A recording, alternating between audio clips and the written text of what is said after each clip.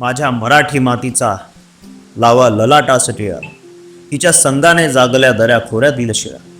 धर्म पंथ जात एक, मानतो मराठी, एवढ्या जगात मायर मानतो मराठी. माझ्या मराठी मातीचा लावा ललाटास टिळा, कारण ही माती, मराठी माती ही इतकी पुण्यवंत, भाग्यवंत, कर्तृत्ववान ही माती आहे, ज्या मातीमध्ये या देशासाठी अनेक वीरपुत्र जन्माला आले.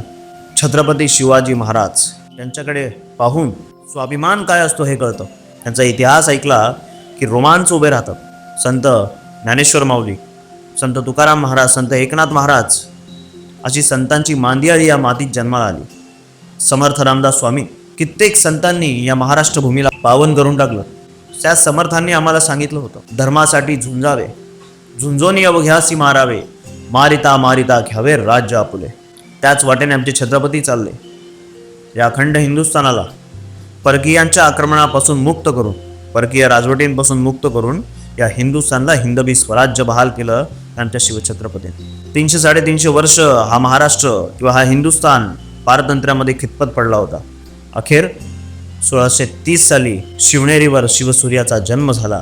खरं तर छत्रपती शिवाजी महाराज जर नसते झाले, ना मराठी भाषा राहिली असती, ना हिंदू धर्म राहिला असता. मी अख्ख्या हिंदुस्थानाचं बोलतोय, नुसतंच महाराष्ट्र नाही. महाराष्ट्र मेला तरी राष्ट्र मेले, मराठ्या विना राष्ट्र गाडा न चालत. खरा वीरवैरी पराधीनतेचा, महाराष्ट्र आधार या भारताचा. याचा अर्थ काय? याचा अर्थ ज्या ज्या वेळेला या देशावरती संकट आली, आक्रमण झालीत, त्या वेळेला हा महाराष्ट्र उभा राहिला आहे, मराठी माणूस उभा राहिला आहे आणि देशाचं रक्षण केलं आहे. छत्रपती शिवाजी महाराज यांचं कर्तृत्व, यांचं नेतृत्व या महाराष्ट्राला लाभलं. आमची मराठी भाषा पावन झाली, वाचली. त्याच्यामुळे या मराठी भाषेच्या निमित्ताने पहिला मुजरा शिवरायांना, मासाहेब जिजाऊंना, शहाजी महाराजांना आणि धर्मवीर छत्रपती संभाजी महाराजांना. हे लोक झाले नसते, ना मराठी भाषा राहिली असती, ना आपला धर्म राहिला असता. त्याच्यामुळे त्यांचे उपकार हे आयुष्यभर विसरता कामा नये. आज मराठी भाषेच्या निमित्ताने मी काही गोष्टी सांगू इच्छितो. मुंबईसह संयुक्त महाराष्ट्र व्हावा याच्यासाठी मराठी माणसाने आंदोलनं केली, मोर्चे काढले. 105 हुतात्म्यांच्या बलिदानानंतर महाराष्ट्राला मुंबई मिळाली, मराठी माणसाला मुंबई मिळाली, जी मराठी माणसाचीच होती.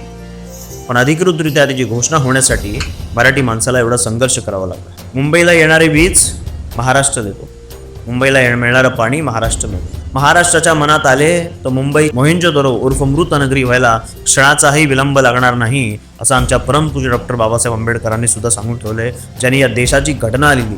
आज महाराष्ट्रामध्ये इतके परप्रांतीय लोक आलेत, इथे येऊन मराठी माणसाला आव्हान देण्याचं काम ज्या वेळेला ते लोक करतात, त्यावेळेला खरा संघर्ष निर्माण होतो. आज या मराठी भाषा दिनाच्या निमित्ताने माझी मराठी माणसाला एकच आवाहन आहे, जिथे जाल तिथे मराठी बोला.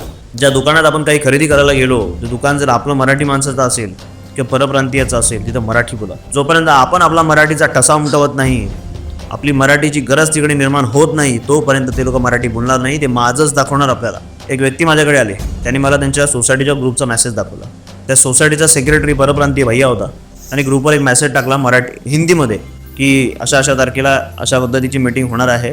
ते हिंदीमध्ये की ऐसी मीटिंग होने वाली है, सगळे लोक उपस्थित रहे. त्यातल्या आपल्या मराठी माणसाने त्या ग्रुपला मेसेज टाकला की हाच मेसेज मराठीमध्ये सुद्धा टाका. त्याने अत्यंत गुरमेमध्ये उत्तर दिलं, मुझे मराठी आती नहीं है, मैं मराठी बोलूँगा नहीं, आपको हिंदी समझना है तो समझो वरना मत समझो.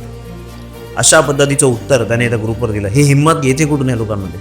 ह्याला जबाबदार मराठी माणूस. जेव्हा हे लोक सुरुवात झाली मुंबईमध्ये यायला, पोट भरण्यासाठी हे लोक मुंबईमध्ये आली, आपण सुरुवात केली त्यांच्याशी हिंदीमध्ये बोलायला, आपण हिंदी शिकलो, त्यांना गरज भासू नाही दिली आपण मराठी शिकण्याची. म्हणून ही मराठी माणसावरती ही वेळ आली. आज बोला मराठी त्यांच्याशी, त्यांना गरज आहे, आपल्याला गरज नाही त्यांची. ते पोट भरायला आलेत आपल्या राज्यामध्ये आणि ते आपल्यावरती रुबाब करणार. अरे मराठी रक्त हे ससळलं पाहिजे मराठी भाषेसाठी. ऐकून काय घेतोय आपण? मराठी नाही बोलेंगे, जो करना है कर लो, अशा पद्धतीची उत्तरं देतात हे लोक. यांची हिंमत कशी होते यांची?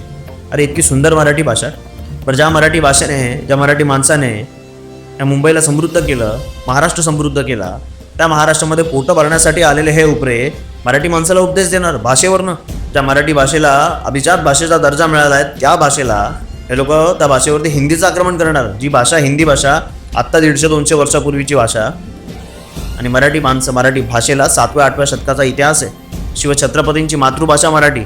माझं काय म्हणणं आहे, ज्या राज्यात तुम्ही जाताय ना, त्या राज्याची भाषा शिका. 20-25 वर्ष तुम्ही एका राज्यामध्ये राहताय आणि त्या भाषेचा जर तुम्ही अवमान करताय, ते संघर्षाची ठेंगी पेटणार म्हणजे पेटणार. आपण ज्यावेळेला दक्षिणेमध्ये जातो, दाक्षिणात्य राज्यांमध्ये, तिथे ते कडवट आहेत त्यांच्या भाषेसाठी. तिकडे त्यांचीच भाषा किंवा इंग्रजी भाषा, हिंदी बोलत नाहीत ते लोक. कारण हे हिंदीच्या माध्यमातून जी आक्रमणं चालू आहेत ना अनेक राज्यांवरती, हे त्यांना माहिती आहे. हिंदीच्या माध्यमातून या उत्तर भारतीयांना, बिहाऱ्यांना मुंबई काबीज करायची, महाराष्ट्र काबीज करायचं आहे. आणि म्हणून ह्या गोष्टी सुरू आहेत त्या लोकांच्या. हे लोक इथे येतात, नुसतं येत नाहीत, म्हणजे मतदारसंघ बनवत आहेत. मराठी माणसाचं अस्तित्व, मराठी माणसाचं प्रभुत्व एक दिवस संपुष्टात येईल. हे जर असं चालू राहिलं तर. इतकी सुंदर आपली भाषा, शिका ना म्हणावं. काय अडचण काय तुम्हाला शिकायला? बरं येता येत आमच्यावर रुबाब करताय. अरे मराठी आहोत आम्ही, मर्द मराठे, शिवरायांचे मावळे आहोत आम्ही. हिंदुस्थानावर राज्य केलं आहे मराठ्यांनी. मुघलांना सळके पळ करून सोडलो होतं आम्ही. आमच्या वाट्याला जाऊ नका. आम्ही हिंदुत्व म्हणून तुम्हाला सामावून घेतलं आजपर्यंत. तुम्ही आमच्या जोरावरती बसायला लागलाय. मराठी माणसाला हलक्यात घेण्याचा प्रयत्न करू नका आणि हलक्यात घेण्याची चूक करू नका. एकदा का हा मराठी माणूस जर पेटून उठला ना, तर त्याचं काय होतं, त्याचे परिणाम हे अनेकांनी भोगलेत आत्तापर्यंत. तर मराठी भाषेसाठी लढणारा एक नेता आज या महाराष्ट्रामध्ये आहे, त्याचं नाव राजसाहेब ठाकरे. त्यांनाच आज हिंदी न्यूज चॅनलवाल्यांनी विलन म्हणून टाकलंय. त्यांची बाजू समजून न घेता, त्यांचे मुद्दे समजून न घेता TRPचा खेळ करत बसायचा आणि देशामध्ये भंड लावत बसायची. मराठी विरुद्ध अमराठी असा वाद निर्माण करत सुटायचा. या हिंदी न्यूज चॅनलवाल्यांचे धंदे. काय तो म्हणे मराठी भाषा बोलली नाही तर मारहाण करतात ते लोक. आम्ही कोणाला जबरदस्ती करत नाही. तुम्हाला जर मराठी भाषा येत नाही ना, सांगा भाई, मुझे मराठी नहीं आती, मैं सीख लूँगा, बोलने की कोशिश करूँगा. प्रेमाने उत्तर द्या. कोण कशाला मारेल तुम्हाला?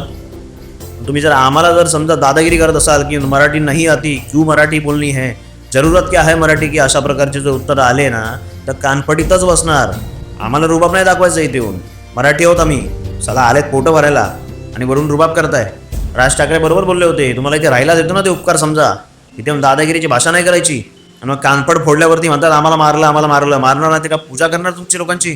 मराठी भाषा टिकवणं वाढवणं हे आपल्या हातात आहे. ते आलेत पोटं भरायला इथे. आपण मराठी बोललं पाहिजे. बोला मराठीमध्ये, विचारा मराठीमध्ये. त्याला नसेल मराठी येत तो त्याचा प्रॉब्लेम आहे, आपला प्रॉब्लेम नाही येतो. त्यांना जोपर्यंत गरज भासत नाही ना मराठी शिकण्याची, तोपर्यंत ते शिकणार नाहीत. हे ध्यानात ठेवा आपण. ती गरज आपण निर्माण केली पाहिजे. एखाद्या कॉल सेंटरमध्ये ज्यावेळेला आपल्याला कॉल येतो कुठच्याही कंपनीमधनं, बा आमचं असं प्रोडक्ट आहे, हे आहे ते जेव्हा हिंदीमध्ये बोलतात ना, आपण आग्रह केला पाहिजे मराठी बोलो. तेव्हा तिथे मराठी बोलणारी मुलांना झगमारून त्यांना नोकऱ्या द्याव्या लागतील तिकडे मराठी भाषा येण्यासाठी. त्यांनाही मराठी शिकावी लागेल. कुठच्याही आस्थापनांमध्ये आपण गेल्यानंतर, कुठच्याही दुकानामध्ये आपण गेल्यानंतर तिथे आपण मराठी बोललं पाहिजे. मराठीचा ठसा आपण उमटवला पाहिजे. महाराष्ट्रामध्ये या देशामध्ये भाषावर प्रांतरचना झाली आहे. प्रत्येक राज्याला आपापली भाषा दिली गेलेली आहे. मराठी माणसासाठी महाराष्ट्र, गुजराती माणसासाठी गुजरात, मारवाडींसाठी राजस्थान, अशा प्रत्येक राज्य हे भाषेनुसार तयार केली गेलेली आहेत. हे संविधानानुसारच केलेलं आहे ना. तर त्या भाषेचा सन्मान हा ठेवावाच लागेल त्या राज्यांमध्ये. तुम्ही ज्या राज्यांमध्ये स्थायिक आहेत, 20-20, 25-25 वर्ष राहताय ना, त्या राज्याच्या भाषेचा मान सन्मान हा तुम्हाला ठेवावाच लागेल. नाही ठेवला तर संघर्ष होणार म्हणजे होणार. हिंदीच्या आडून आमच्या मातृभाषेला जर तुम्ही संपवण्याचा प्रयत्न केला तर आम्ही ते खपवून घेणार नाही. असो. जय हिंद, जय महाराष्ट्र.